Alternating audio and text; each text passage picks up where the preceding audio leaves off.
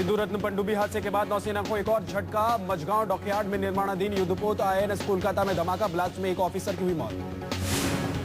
हादसे में शहीद हुए नौसेना अधिकारी का नाम कुंतल वाधवा। गैस लीकेज की वजह से हुआ ब्लास्ट। धमाका युद्धपोत के इंजन रूम में हुआ।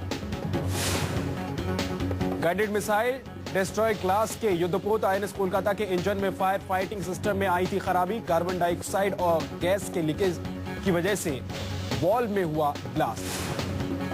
आईएनएस कोलकाता को आधिकारिक तौर पर 701 के नाम से जाना जाता था। आईएनएस कोलकाता में सबसे आधुनिक मिसाइल डिस्ट्रॉयड का मौजूद था।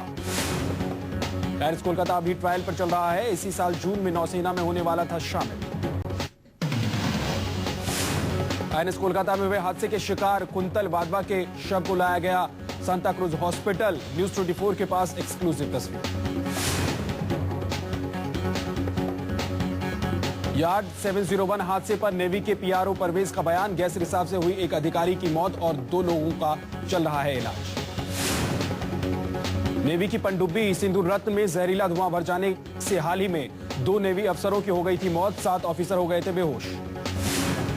पनडुब्बी सिंधु रत्न हादसे के बाद नेवी चीफ के इस्तीफा दे दिया था उन्होंने। एडमिरल डीके जोशी ने हादसे की जिम्मेदारी नैतिक तौर पर ली थी। भारतीय नौसेना में हादसों का सिलसिला जारी है। सिंधु रत्न पनडुब्बी हादसे के 10 दिन बाद आईएनएस कोलकाता में धमाका। पिछले 7 महीने में नौसेना के अंदर 12 हादसे। यूपी सरकार में कैबिनेट मंत्रियों के बीच मतभेद खुलकर सामने आया। चिदम्बरम ने रक्षा मंत्री ए.के. एंटनी पर बोला हमला। सेना की संपत्तियों के रखरखाव की जा रही है उपेक्षा। आईएनएस कोलकाता में ब्लास्ट के बाद बीजेपी हुई एंटनी पर आक्रामक। रक्षा मंत्री से मांगा इस्तीफा। रक्षा विशेषज्ञ भारत वर्मा ने नेवी में लगातार हादसे पर जताई चिंता। बोले जांच से पता चलेगा कि आखिर कैसे हुआ आईएनएस कोलकाता में ब्लास्ट। बीजेपी नेता रविशंकर प्रसाद ने भी जताया आईएनएस कोलकाता में हुए धमाके पर अफसोस। नेवी की मॉनिटरिंग पर उठाए सवाल। नेवी में लगातार हादसे से खफा हुए रक्षा विशेषज्ञ उदय भास्कर। नौसेना का किया बचाव। बोले हादसे के लिए नौसेना की जिम्मेवारी नहीं। सुब्रत रॉय के जमानत पर लगा ग्रहण। पैसा चुकाने के सहारा के फॉर्मूले को सुप्रीम कोर्ट ने ठुकराया। 11 मार्च तक तिहाड़ में ही कटेंगी रातें। सहारा के प्लान पर सुप्रीम कोर्ट ने जताई नाराजगी। निवेशकों को भुगतान को लेकर कोई ठोस योजना लाने का दिया आदेश। सहारा इंडिया ने सुप्रीम कोर्ट के सामने 3 दिन के अंदर 2500 करोड़ रुपए लौटाने का रखा था प्रस्ताव। बाकी बचे पैसों का भुगतान अगले 15 महीनों में करने का दिया था आश्वासन। कोर्ट में सुब्रत रॉय के वकीलों ने कोर्ट से की सुब्रत को जमानत देने की अपील, लेकिन अदालत ने दलील और अपील दोनों ही खारिज कर दी। सुब्रत रॉय के बेटे सीमांतो रॉय ने कोर्ट में कहा कि जल्द ही ठोस प्रस्ताव वो लाएंगे। सहारा को निवेशकों के 20,000 करोड़ रुपए लौटाने।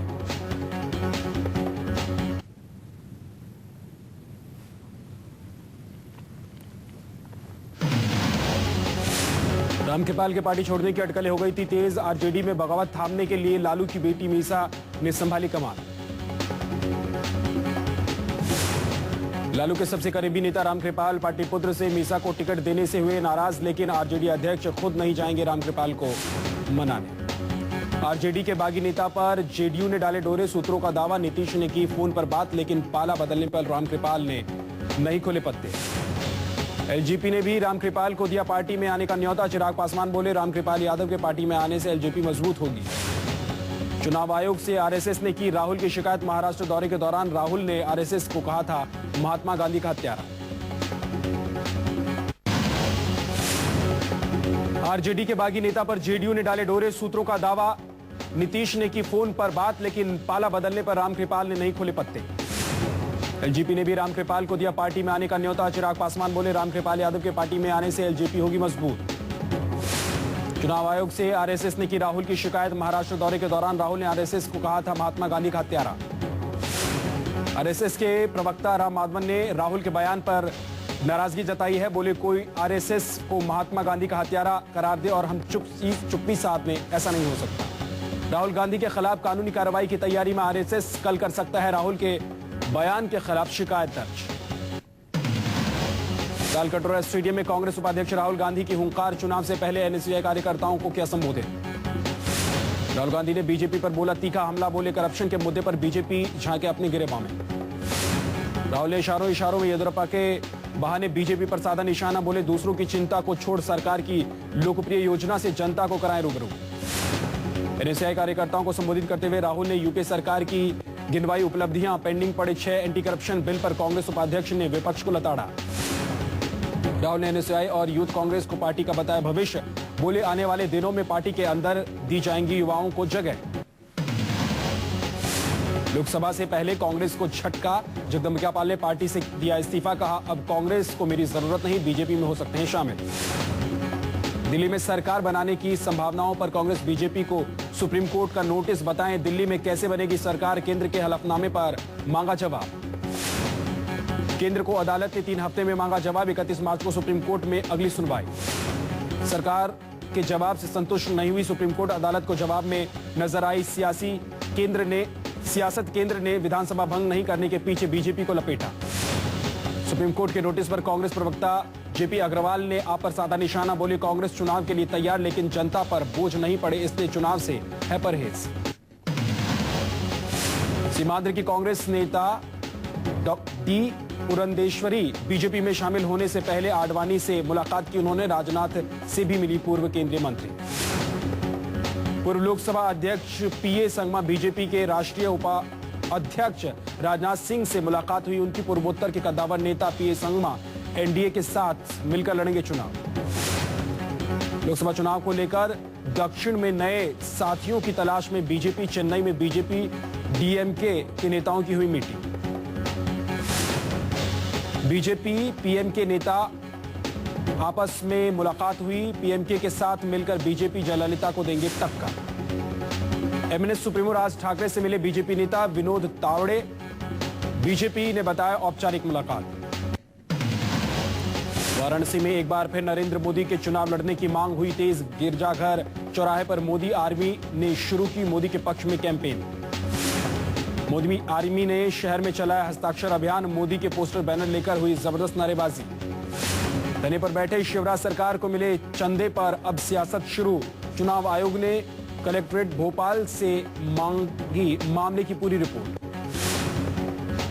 7 करोड़ रुपए के चंदे पर विपक्ष ने उठाया सवाल, चुनाव आयोग को किया था शिकायत, शिवराज के धरने पर बैठने से 7 करोड़ रुपए का आया था चंदा।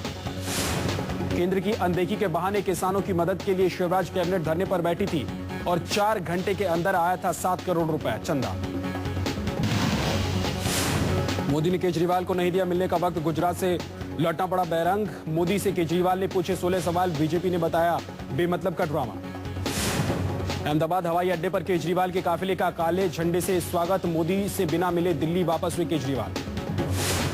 इससे पहले गुजरात पुलिस ने मुख्यमंत्री नरेंद्र मोदी से मिलने आ रहे अरविंद केजरीवाल के काफिले को रोक, केजरीवाल का मोदी से मिलने का कार्यक्रम पहले से नहीं था तय। काफिले रोके जाने से केजरीवाल हुए अचंभित, बोले मैं आतंकवादी नहीं, पूर्व मुख्यमंत्री हूं। केजरीवाल की मोदी से मुलाकात की कोशिशें हुई नाकाम, मनीष सिसोदिया भी सीएम दफ्तर से लौटे निराश। दिल्ली में आप विधायकों के खिलाफ स्थानीय लोगों में नाराजगी, विधायक राखी बिड़ला एक बार फिर विवादों में घिरे। मंगोलपुरी थाने के बाहर लोगों ने किया स्थानीय विधायक राखी बिड़ला के खिलाफ प्रदर्शन, गुस्साए लोगों ने विधायक के खिलाफ किया नारेबाजी। थाने के बाहर लोगों ने राखी बिड़ला के खिलाफ जमकर किया हंगामा, सार्वजनिक पार्क बंद होने से नाराज थे लोग। सलमान खान के पूर्व वकील दीपेश मेहता से फिरौती मांगने वाला मुख्य आरोपी गिरफ्तार, 2 करोड़ रुपए की फिरौती मांगने का आरोप। आरोपी दीपेश पर 16 दिसंबर को एक बुके में एक जिंदा कारतूस और लेटर लिखकर 2 करोड़ रुपए की फिरौती मांगने का आरोप। एमपी लोकायुक्त पुलिस के हत्थे चढ़ा एक और धन कुबेर क्लर्क, लगभग 22 करोड़ की अकूत संपत्ति का हुआ खुलासा। पीडब्ल्यूडी में कार्यरत गुरुकृपाल सिंह के घर पर लोकायुक्त पुलिस की रेड, घर से बरामद हुई 12,44,000 रुपए की नकदी। रेड के दौरान पुलिस को मिला 35 लाख रुपए बैंक में डिपॉजिट, 12 लाख रुपए की एफडी और 31 लाख रुपए की पॉलिसी का दस्तावेज। चौकीदार की नौकरी करने वाले गुरुकृपाल के पास अलग अलग जगहों पर 14 मकान, 12 जगह करोड़ों के फार्म हाउस और करोड़ों के गहने हैं लॉकर में जमा। शिवराज राज में इसके पहले भी लोकायुक्त के शिकंजे में फंसे हैं कई कुबेर। कर्मचारियों के घर से करोड़ों की काली कमाई हुई है बरामद।